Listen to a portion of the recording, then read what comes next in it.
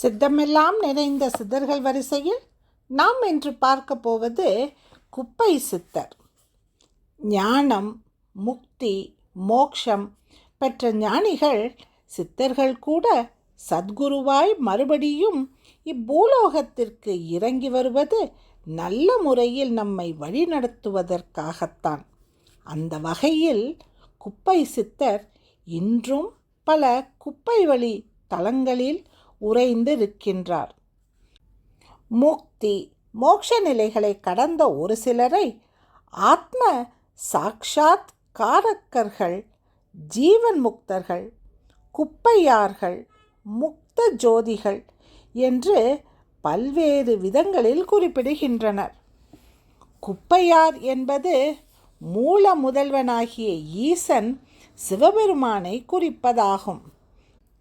குப்பையார் என்றால் குப்பு உய்யை ஐயன், அதாவது ஜீவன்களை முக்தி மார்க்கத்தில் கடவுவதே, அதாவது செலுத்துவதே கடவுள் தத்துவம்.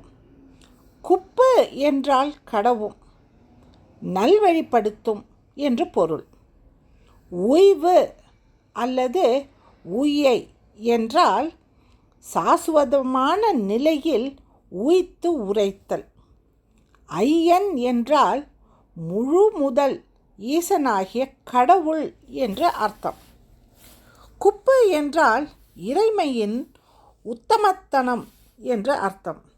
மகாயோகியான சிவானந்தர் திருநெல்வேலி அருகில் உள்ள பத்தமடையில் குப்புசுவாமியாய் பிறந்து சிவயோகம் பூண்டு இந்த அண்டம் முழுவதும் துலங்க வந்த இறைவழி ஞானிதான்.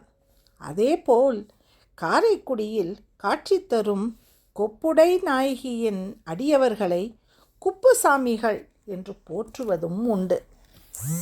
திருச்சி புல்லாம்பாடியில் அருகே வரக்குப்பை, சீர்காழி அருகில் உளுந்தங்குப்பை, சதக்குப்பை, நெற்குப்பை என்ற வகையில் குப்பை என பெயர் பெறும் பல தலங்கள் இருக்கின்றன.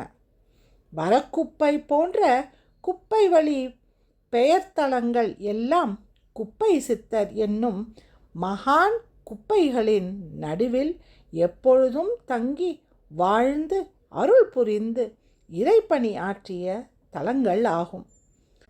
குப்பை என்று பெயர் கொண்டு விளங்கும் இத்தகைய தலங்களில் பழங்காலத்தில் இக்குப்பை சித்தர் பூமியில் வாழ்ந்த காலம் முதல் காணப்பட்டு வரும் குப்பை மேடு ஒன்றேனும் நிச்சயம் இப்போதும் எங்கேயாவது குப்பை வழி ஊரில் இருக்கும். இவைகள் அந்தந்த குப்பை பெயர் கொண்ட தலங்களில் குப்பை சித்தர் அமர்ந்து யோகம் புரிந்த நவரத்ன சக்திகள் கொண்ட இடமாகும். குப்பையில் மாணிக்கம் என்று குறிப்பிடுவதும் இதனை முன்னிட்டுத்தான். இந்த தலங்களில் குப்பை சித்தர் இருந்த குப்பை மேட்டை தரிசிப்பதே நமக்கு மிக பெரிய புண்ணியம் ஆகும்.